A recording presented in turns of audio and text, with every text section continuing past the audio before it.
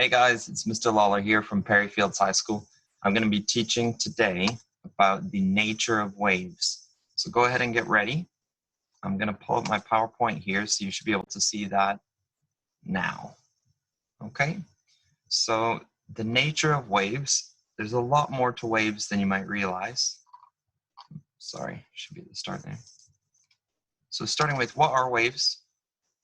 This isn't just water waves. This isn't like the Queen waving. This is like waves in physics. It's P12.1.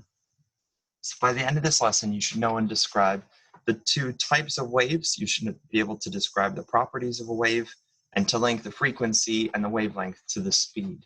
So you'll know you've done well and succeeded if you can draw and describe both of the two kinds of waves. You know the definitions of our keywords: amplitude, wavelength, frequency, crest, and speed. And you'll be able to identify any of those characteristics. To really challenge yourself and stretch, you should be able to link the period of a wave to the frequency. So first up, there's two different kinds of waves. There's a longitudinal wave and a transverse wave. Now, if you look at these diagrams, hopefully you can see what's going on here. You should be able to see where the waves are a little bit clumped up. Like see here, they're more compressed. So that's actually called a compression on a longitudinal wave. So you can see the space between those two compressions, it actually stays the same. So we call that in physics the wavelength. That's the distance between two crests of a wave. That's one of the key characteristics or key properties of a wave, is its wavelength. Now, a longitudinal wave, a good example of one of those is the waves that we get that transfer sound. So a longitudinal wave is a mechanical wave, and it needs a medium to travel through. So sound can't travel through a vacuum where there's no particles. Here we've got little black dots showing us like different particles. So that could be like the air in your room right now as you're listening to this sound. Okay, so when you get those particles being compressed, those compressions will travel along the same axis as the energy is traveling. So you'll see that the energy travels along our screen here from left to right. Well, the particles themselves are actually moving from left to right. And what we've got in this animation is we've got little red dots here. Yeah, you'll see the particle vibrates or from left to right and back and forth in that same direction. And it's along this same axis as the energy itself is moving. So a wave is actually something that transfers energy without the particles needing to be transferred themselves. So you'll notice the red dots are not moving permanently that way. They're moving, but they're moving back to where they were. So that's why we would say this is a wave. Okay, if the particle, the little red dot, was just moving, then that wouldn't be a wave. It's moving, coming back, moving again, coming back. So it's moving along the same axis, which is what makes this a longitudinal wave.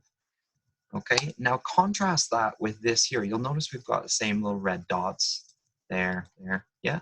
So this way, the wave is moving still from left to right. So we would say the energy transfer is going from left to right. It's along this kind of x-axis. So as it moves along here, the particles are not moving along that same axis. On my axis here, I've got them moving on a y-axis. So the particles are vibrating up and down. Well, that's not along the same axis. That's opposite to the axis. That's perpendicular. So a transverse wave, the key characteristic to a transverse wave is that the vibrations are perpendicular to the direction of the energy travel. So we've still got the wavelength there. That's the distance between two crests. But as it vibrates up and down, each particle isn't moving permanently. It's not moving from left to right. It's vibrating up and down, but it's staying in place. So the vibrations are perpendicular. The wave here, the energy is traveling on the x-axis. The particles are vibrating on the y-axis. On the longitudinal wave, they are vibrating on the x-axis, and the energy is traveling along that same x-axis. Okay? Now, good examples of a transverse wave is anything in the electromagnetic spectrum or the EM spectrum. So that's everything from radio waves all the way up to gamma rays. So visible light falls in this spectrum. There's tons of stuff in there. X-rays are on there. All these things basically have the same properties. They just have a different wavelength. Okay, so here's our two types of waves. Excuse me. So the key components of the wave, you need to know what the particles are. You need to know the wavelengths. Here, this would be our transverse wave at the bottom. This is our longitudinal wave at the top. So the wavelength is still there. On a longitudinal wave, you can easily measure the wavelengths by the length between two compressions. So see where the particles are more bunched up there, they're compressed. That's called a compression. In between the two compressions, that's called a rarefaction. I like to remember that like the particles are a bit more rare in that section, so it's a rarefaction. So compressions and rarefactions there. So that's the compression. That's the next compression. If you look at the length between those two, that's its wavelengths, okay?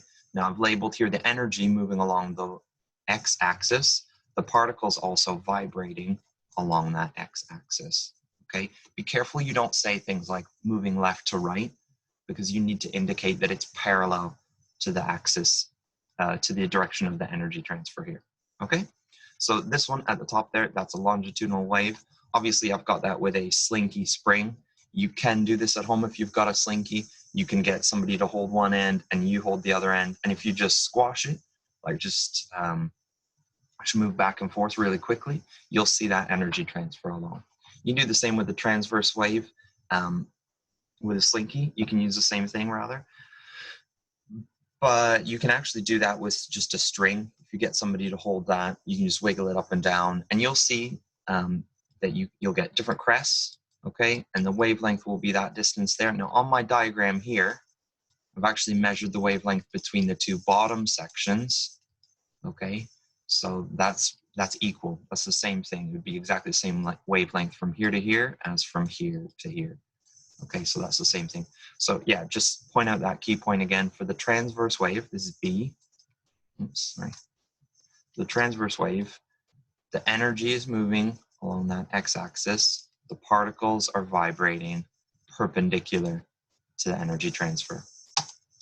Okay, what I want you to do now in your own notes, if you want to do this on a Word document or any other document online, you can do that, but you can do this in your notes as well. I want you to follow these steps here, 1 through 4. Make sure you've drawn out both of the waves, okay? Show the direction of the movement of energy. I gave you that on the last slide, okay? Show and describe the direction of the movement of the particles. I gave you that on the last slide as well. And show a compression and rarefaction on the longitudinal wave. Now go ahead and pause this video here, okay? Pause it now and give yourself 4 or 5 minutes to do that, okay?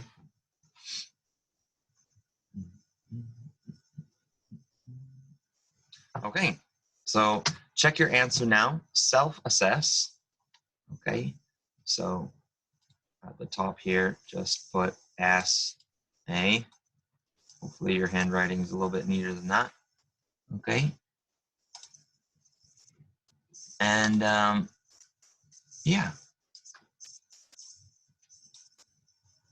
Where is this here? Okay. I lost it.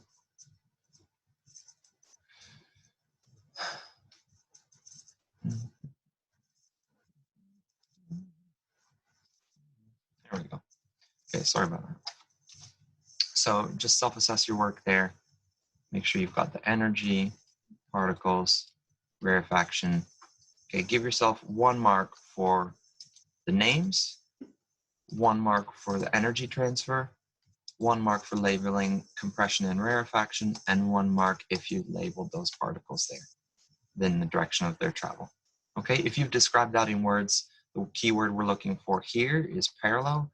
The keyword we're looking for here is perpendicular. Okay. Now on to the wave properties. I'm going to ask you to pause again in a second. Generally, we show the wave properties on a transverse wave. It's a little bit less complicated to draw those there. So if you draw that out in your notes now, label the wavelength, label the amplitude, label the crest, which is also called the peak.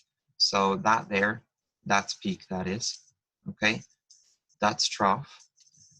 That's the bottom of the wave. Okay, so that's the trough, sorry. Yeah, so what do all these things mean? Well, the wavelength is the distance between two identical points on a wave. As I said before, it's easiest to measure between the two peaks or between the two crests. The crest is the highest point above the center line. The amplitude is the distance between the center line and the crest. And the trough is the opposite of the crest, basically. It's the furthest point below the center line. The frequency is the number of waves per second. So if you haven't had time to copy all that down, just go ahead and pause this now and get that. Okay. Now use what you've got there, use what you've drawn, and try to match all those up. Go ahead and do that now. I'll give you a minute to pause the video and go ahead and do that. Okay, let's look at our answers. Crest is the highest point. Amplitude is the distance from the center up to the crest. The frequency is the waves per second. The wavelength is the distance between two identical points on the wave. The period, now this is where we link it, that was that kind of extension thing. The period is the time taken for one wave, so that's time per wave. If you compare that to the frequency, that's waves per second. So those two things are a little bit like opposites, or in maths, they would say that's the inverse. So the period is actually equal to the number 1 divided by the frequency. Okay, so that's that link between the period and the frequency. If you had the frequency, you could do 1 divided by frequency, that would tell you the period. So for example, if the frequency was 2 hertz, and the question said, what is the period of this wave? In other words, what's the time taken for one wave? Then what you would do is you would say the period equals 1 divided by 2 hertz. That's 1 divided by 2. That's a half, which is 0.5. So the period is 0.5 seconds. So the time taken for one wave is half a second. Yeah, and you could do the same thing if you were given the period and they said the period is half a second. You would do 1 divided by 0.5. You'd get 2 hertz. Okay. Now, you may get some graphs like these. You can use the diagram that you've drawn in your notes. You can use your definitions to help you. I'm going to actually talk you through this first one here because these diagrams can be a bit tricky at first. So what you've got here is you've got a label on your x-axis, and it tells you what the value is or what the scale is. So this is saying 1 second, and we can see the wave form, the shape of the wave that was created in that 1 second. We also get some units here, 50, 100. It doesn't tell us what the units are. It's arbitrary units, okay? So that just means you don't have to worry about what the units are, okay? Now to know the amplitude, we need to know the distance from the center line up to the peak. So the amplitude, the center line is always 0, okay? So it's from 0 to 100, so the amplitude is 100. Again, we don't have any units here because they haven't given us that on the graph. For the frequency, we'll see the units in a second. So we need to calculate the frequency. In 1 second, we've got 1, that's 1 complete wave. 2, 3, 4 complete waves. Okay, so that's 4 waves in 1 second. So that would be equal to 4 hertz. Hertz is the units of frequency. So what I've done there, that's 1 wave. Wave goes up, all the way down and back up to the middle. Be careful you don't stop it here, okay? That's not 8 waves. That's 1 complete wave. It has to go up, back down, and then back up to that center line. So that would be the end of the first wave there, okay? So have a go at this one now. We've got different scale on the y-axis. We've got a different time passed. What would the amplitude and frequency be? I'll give you a second to pause there. Okay, so we have 1, 2, 3, 4 waves again, but this time in 2 seconds, and this time our scale goes up to 250. So easily the amplitude is 250, and the frequency is 4 waves in 2 seconds. It's 2 hertz. Okay, hopefully you got that one right. Right, here's an exam question for you. For 3 marks, you can include labeled diagrams. Give yourself at least 3 minutes to do this. Okay, read it carefully, answer the question, make sure you're explaining the difference, think about the keywords that I was using, when I was describing the difference between those two. I'll give you a second to pause this right now. Okay, did you do it? Did you get stuck? All right, self-assess your work. Now here's what the mark scheme says. These are the key words. Now I mentioned this word, that's pronounced oscillation. Okay, but you can also have the mark if you said vibration. If you said a movement, you're not getting the mark there, that's insufficient. Okay, so you need to be saying the vibrations of the wave. And then these are the two marking points where you're going to get your second and third marks. Okay, so you would say something like the vibrations of the particles in a transverse wave are perpendicular to the direction of energy transfer. The underline here means you only get the mark if you said energy transfer. Okay, so answers given in terms of direction of wave travel and not energy transfer, you can get 1 mark for both of those points. That just means if you didn't say energy either time, but you said perpendicular and you said parallel, and you were sort of comparing the vibrations, you can get a total of 2 marks there. You get 1 mark for that, 1 mark for saying the vibrations, okay? You can also get those marks for labeling that carefully. So the key here is, for a transverse wave, the vibrations are perpendicular to the energy transfer. For a longitudinal wave, the vibrations are parallel to the energy transfer. I hope that makes sense. I'll just pull up that other slide for a sec and show you that.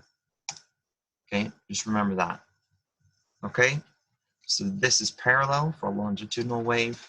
The particles are vibrating parallel to the direction of energy transfer. So they're both along that x-axis. For a transverse wave, it's perpendicular to the direction of energy transfer. Hope that's clear. Right then, that's it. I hope that you have drawn and described both kinds of waves. You know the definitions of our keywords, and you can identify those characteristics.